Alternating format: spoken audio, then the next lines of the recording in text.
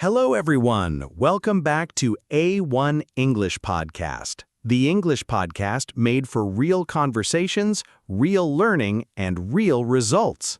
I'm Jessica. And I'm Jack. We are so happy you are here with us today. Before we start, a quick reminder. If you are learning English and you want to improve naturally without boring grammar books, please hit that like button and subscribe to our channel. Yes, because when you subscribe, you are not just supporting us, you are supporting your own English learning journey. And trust me, it's worth it. Okay, so today, Jack, I have a question for you. Are you ready? Always. Tell me, what is the difference between lie and lay? Oh no, Jack, you had to pick that one, didn't you? I knew it, because honestly, even advanced English learners, people who have studied English for years, get confused by these two verbs. Absolutely. And you know what? I have met native English speakers who still make mistakes with lie and lay. That's how tricky they are. So, today, we are going to fix that. Forever. By the end of this episode, you will understand lie and lay clearly. You will know when to use each one, you will see real examples, and you will feel confident using them in your own English. Not perfect, but confident. And confidence is what matters most when you're learning a language. Exactly. So relax, take a deep breath, and let's learn together. No boring grammar rules, no stress. Just real English. Real conversations, real life. Let's go. Okay, Jack, let me ask something first. Why do you think lie and lay confuse so many people? Great question. I think the number one reason is that they look similar. Lie, lay, they both start with the letter L. They both sound close. And when you add the past tense, oh boy, things get really messy. That is so true, because here's the sneaky part. The past tense of lie is lay, so lay can mean two different things depending on the tense. Right, and that is exactly what causes the confusion. Let me explain it simply. Please. So, in English, these two verbs have two completely different meanings.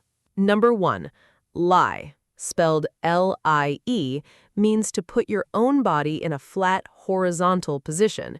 You lie down, you lie on the bed. The subject, the person, is doing the action to themselves. And number two, lay, spelled L-A-Y, means to put something else down. You lay a book on the table. You lay a baby in the crib.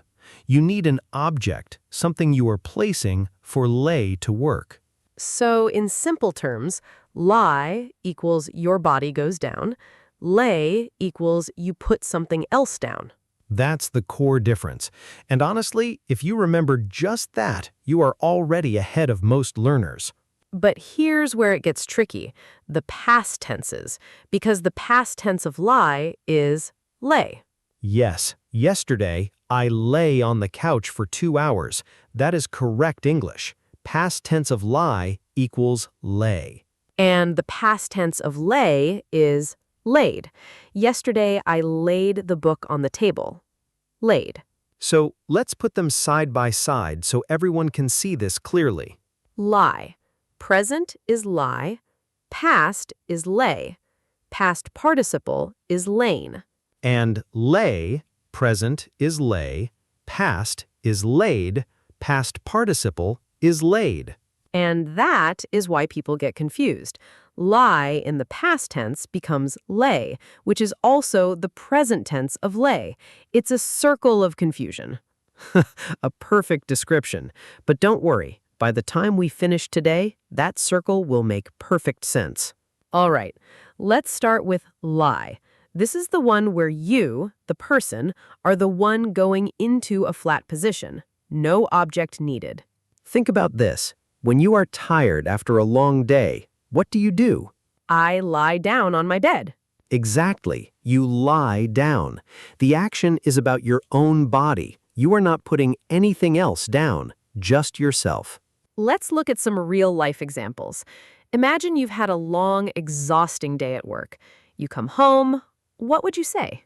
You would say, I need to lie down for a while. Simple, natural. Or imagine your friend has a headache. You're giving them advice. What would you say? You should lie on the sofa and rest. Perfect sentence. Or maybe your doctor tells you during an appointment. Please lie still. I need to examine your back. Clear and professional. Notice something about all these sentences? Yes, there is no object after the verb. You just lie. The action ends with your body. Now, here is where many learners make a mistake. They say, I want to lay down, but that is wrong. Exactly, because lay needs an object. What are you laying down? If the answer is nothing, if it is just your body, then you need lie, not lay. So the correct sentence is, I want to lie down, not lay down, lie down. Let's practice the past tense now, because this is where it gets really interesting. Okay, remember, the past tense of lie is lay. So if I want to say that yesterday I rested on my bed, I say, yesterday I lay in bed until noon. Not lied, not laid, lay. And in the present perfect, using have, we use lain. So, she has lain on that couch for 3 hours. Lain, L-A-I-N. That one is rare in everyday conversation, but it exists, and it is correct. Let's do a quick practice. Everyone listening, fill in the blank. Ready? Here it is. After the hike, we were exhausted, so we all blank down under a tree. Pause the video. Think about it. What is the verb? The answer is lay, past tense. We all lay down under a tree because it happened in the past and it is about our own bodies resting, no object needed. Did you get it right? Amazing! If not, completely okay. That's why we are here. Let's keep going. Okay, now let's talk about lay. And this one is actually more straightforward once you understand the rule. Lay always needs an object. Something must be laid somewhere. You are placing something. A book, a plate, a baby, a card, somewhere.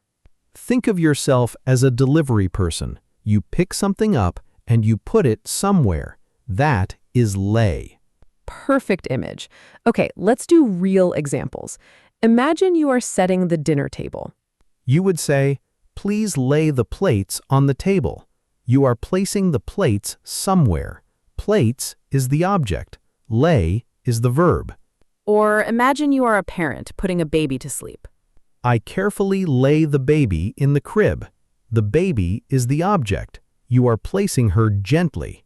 Or at the office, you have just printed some papers and you put them on your colleague's desk.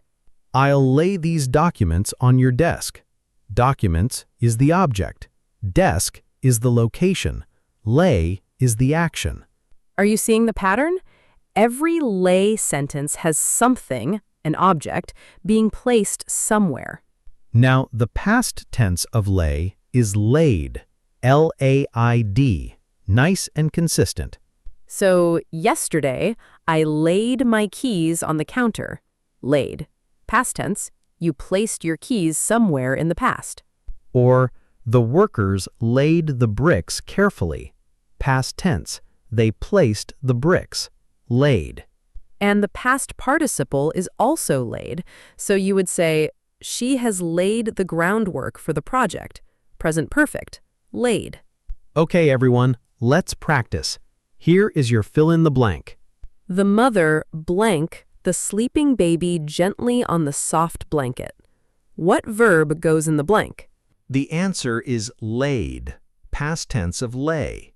The mother laid the sleeping baby gently on the soft blanket because we have an object, the baby, being placed somewhere. Beautiful sentence, right? Notice how clear and natural it sounds when you use the right verb. Okay, let's take a moment to compare both verbs side by side one more time. Lie, no object, Your body goes horizontal. I lie down. I lay down, past. I have lain here for hours. Lay needs an object. You place something somewhere. I lay the book. I laid the book, past. I have laid the book on the shelf. Write those down if you can, or screenshot this moment, because that comparison is gold. All right, Jessica. Let's talk about the most common mistakes people make with lie and lay. Oh yes, these are so helpful because you might be making these mistakes right now without even knowing. Mistake number 1, and this is the most common, saying, I want to lay down instead of I want to lie down. This one is everywhere. People say it, you hear it in movies sometimes, but grammatically it's incorrect. Lay down needs an object. What are you laying down? If the answer is just your body, use lie. So the correct version is, I want to lie down. Mistake number 2, using lied, L-I-E-D, as the past tense of lay. For example, someone says, I lied the baby in the crib. No, no, no. Lied is the past tense of the other verb lie, which means to say something that is not true, to tell a lie. Right. If you say, I lied the baby in the crib, it sounds like you were dishonest with a baby, which makes no sense. The correct sentence is, I laid the baby in the crib. Past tense of lay equals laid. Mistake number 3, using laid, L-A-Y-E-D, as the past tense of lay. This is not a word. Laid does not exist in standard English. You will see it sometimes in informal writing online, but it is not correct. The past tense of lay is simply laid, not laid. So, to recap the 3 big mistakes, saying lay down when you mean lie down, using lied instead of laid for the verb to place, and saying laid, which is not a real word. If you make these mistakes, do not panic. Every learner makes them, even some native speakers. The important thing is awareness. Now that you know, you will start catching yourself and correcting it naturally. Silence is always worse than a mistake. Keep speaking, keep trying. Every sentence you say, right or wrong, is practice. Okay, let's bring everything together with a real-life conversation. Jack and I are going to do a short role play, and I want you to listen carefully and notice every time we use lie or lay. Great idea. Ready, Jessica? Ready. Okay, so you just got home from work and you look exhausted. Oh, wow, what a day. I just need to lie on the couch for 20 minutes. My back is killing me. You should lie down properly. Go to the bedroom, lie flat on your back. It's better for your spine. You're right, but first, can you lay that blanket on the bed for me? The blue one. Of course. Done. I laid it out for you. And I also laid your phone on the nightstand so you don't have to reach for it. You're amazing. Thank you. I've been lying here for only 10 seconds and I already feel better. Just rest. You lay here last Sunday too, remember? You fell asleep for 3 hours. I did. I laid my book down, closed my eyes for just 5 minutes, and then Sunday was over. Did everyone catch all of that? Let's break it down quickly. I need to lie on the couch. Lie. No object. My body. Lay that blanket on the bed. Lay. The blanket is the object. I laid it out for you. Laid. Past tense of lay. The blanket was placed. I've been lying here. Lying in the present perfect continuous. You lay here last Sunday too, remember? You fell asleep for 3 hours. Lay. Past tense of lie. Remember, past tense of lie is lay. I laid my book down. Laid. Past tense of lay. The blanket was placed. See how naturally these words flow when you understand the logic? It just takes a little practice. And soon, you will not even need to think about it. It will just come out naturally. All right, before we wrap up, let's give you some memory tricks to make this stick forever. Memory trick number 1.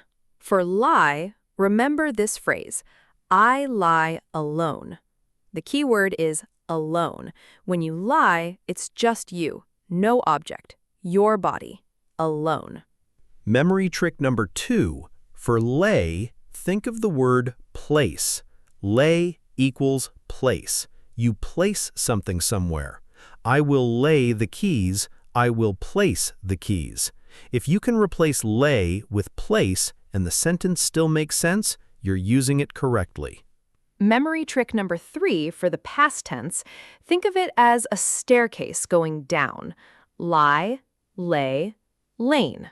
Each step takes you lower. And for lay, it's simple.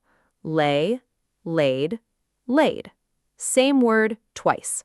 Beautiful. So remember, lie equals alone, your body. Lay equals place something.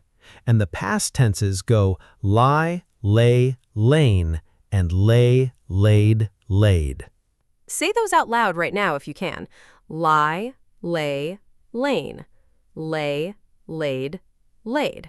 Repeat it a few times. Speaking it aloud activates your memory much faster. All right, everyone. Let's quickly review what we covered today. First, we learned that lie means to put your own body in a flat position. No object needed. I lie down. Yesterday, I lay down. I have lain here. Second, we learned that lay means to place something somewhere. An object is always needed. I lay the book. Yesterday, I laid the book. I have laid it here. We talked about the most common mistakes, saying lay down instead of lie down, using lied when you mean laid, and the non-existent word laid. We practiced with real examples and a full role-play conversation so you could hear these verbs used naturally. And we gave you 3 memory tricks to make it all stick. Remember, you do not need to be perfect. You just need to be confident and keep trying. English is a tool for communication, not a test. Every mistake is a step forward, not a step back. If this episode helped you understand lie and lay better, please hit the like button. It means the world to us, and it helps other learners find our channel. And if you want more real English conversations like this, subscribe to A1 English Podcast. We upload new episodes every day, all designed to help you improve naturally and confidently. Thank you so much for spending this time with us today. You are amazing for showing up and putting in the work. Keep practicing, keep improving, and keep believing in yourself. You've got this. See you in the next episode. Bye, everyone.